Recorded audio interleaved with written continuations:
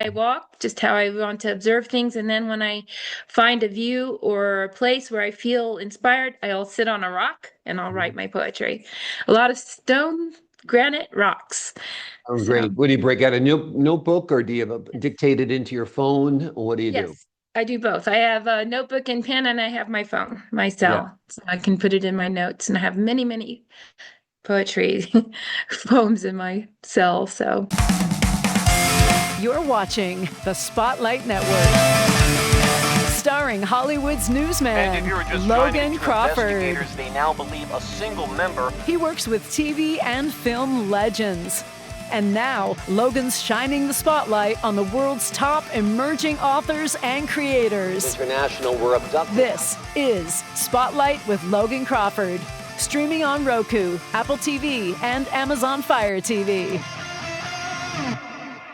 I'm Logan Crawford, and right now on the Spotlight Network, we're stepping into the tranquil pages of an amazing book. It is called In Sight of the Aspen Grove, Book One.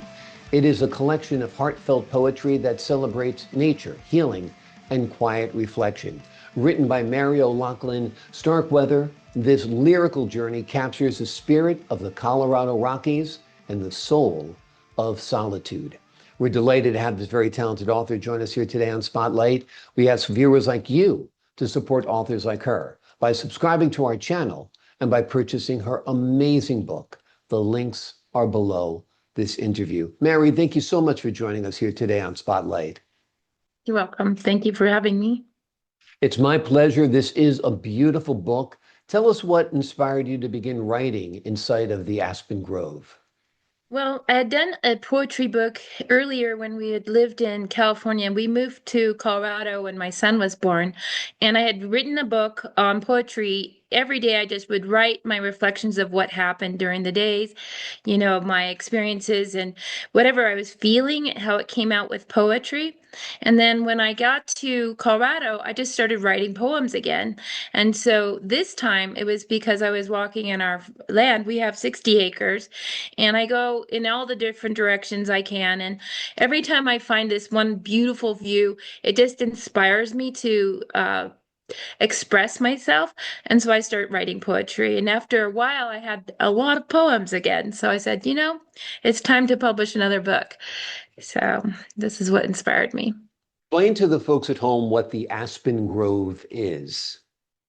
Well, the Aspen Grove, we have several. There are a few. And when you walk to the Aspen Grove, you can see this beautiful view. And it's quite a long walk. It's about 25 minutes through forest. And in the years of walking those paths, when you get to the Aspen Grove at different times of the year, you'll see just sticks, or then you'll see the sprinklings of the spring, the little tiny light green leaves, and then you'll see full out aspen leaves, and it's just beautiful. So it takes a while to get there.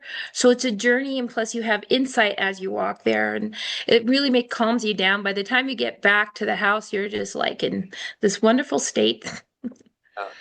Absolutely. And the aspen trees are so beautiful that I Yes, guess they kind of are very inspiring, as are your hikes. You're inspired by absolutely. being out there and connecting with nature. Tell us a little Yes. bit about that. Well, I hike every day. In order to have coffee, I have to be walking. So I can't just have coffee in my house, but I can visit people and have coffee at their house. But if I'm home, I have to go on a hike. So it really gets me up and out, sometimes a few times in a day because I want more coffee. But mostly it just is an outlet for me emotionally and spiritually to just connect with all the things that I see out there. I have made paths through the forest because it was hit by the High Park fire in 2012. And so a lot of the forest land was just knocked down, all the paths. You couldn't just walk. You'd have to step over this log, that log, and run into this dead tree or that dead tree's branch. So you have to, so I made paths all the way to the end of our property. So now I just get on the path and start walking, and I end up at our property line, and I can just turn around and go back.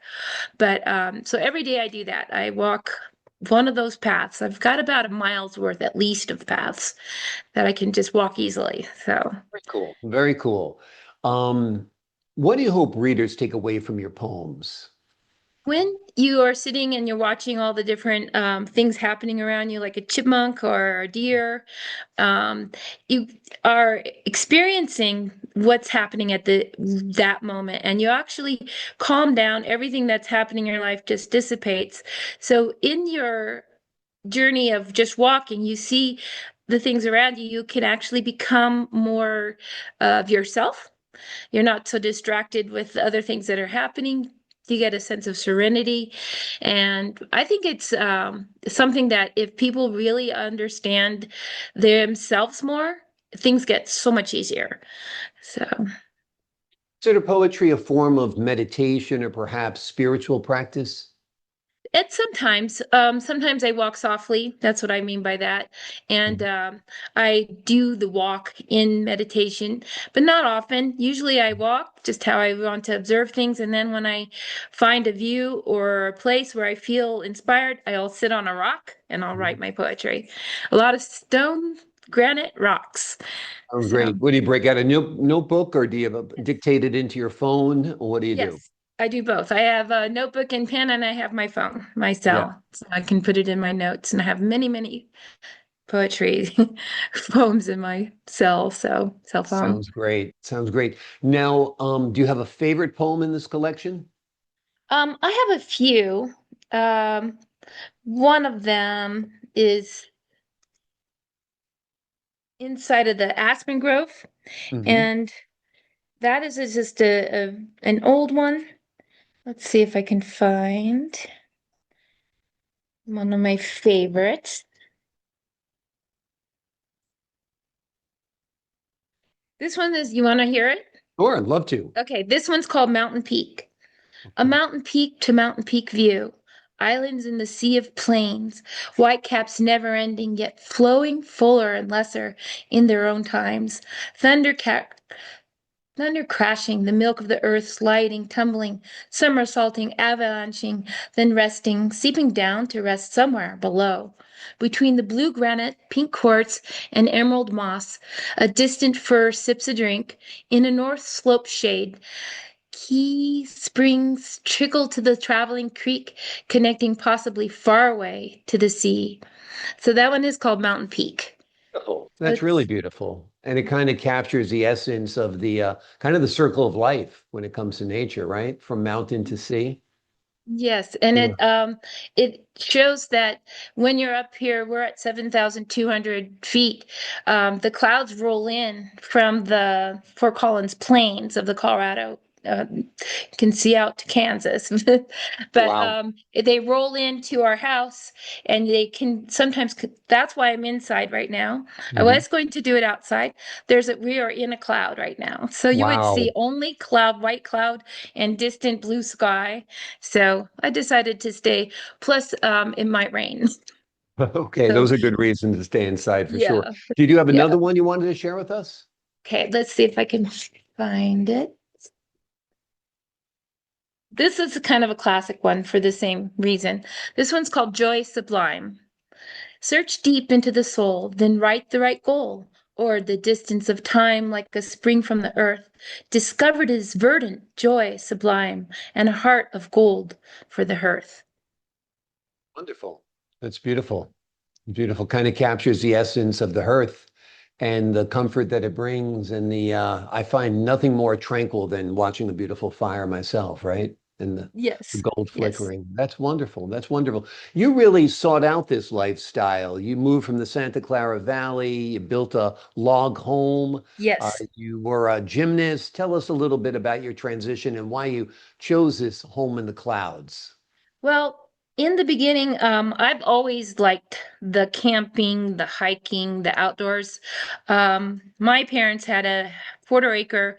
And we were tree climbers. We would just be outside all the time. And so we would create lots of interesting forts and that kind of thing in our yard. And I think being outside and having time out there gave me that feeling I really want to live somewhere where I can be outside most of my life. And so every day, a few hours in the summers, every day I'm outside at least. So I think that's the reason we moved up here because I knew that I would enjoy it. My husband Tim was a software engineer. He's retired now, but he wrote medical program device programming.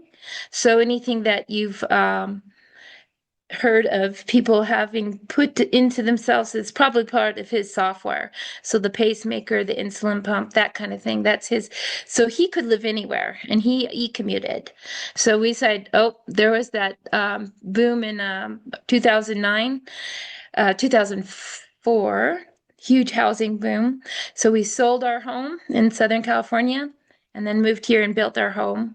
And we knew we'd live here. He got his PhD at CSU, Colorado. So he had bought this land in the 80s. So he had this land waiting for us, for his wife, for his children. He didn't know he'd meet me again. So it's interesting. So this is the one. So we moved out. Wonderful. Yeah. Wonderful. It's a little romantic, but yeah, that is a very nice story, very romantic and very inspirational as well, because it's been the source of your poetry, which is very, very nice. Do you have another poem you want to share with us? Oh, let's see. I think this one is called it's a very simple poem, Morning Mists. Morning mists sprinkle magic on my soul, a settled piece of time before the day's mad rush to beat it. Then there is the sunrise. Beautiful. Very, very short, almost like a haiku or an extended haiku, but it really gets to the point there. That's really, really beautiful. Yeah. Wonderful, wonderful. Do you feel that nature has a voice?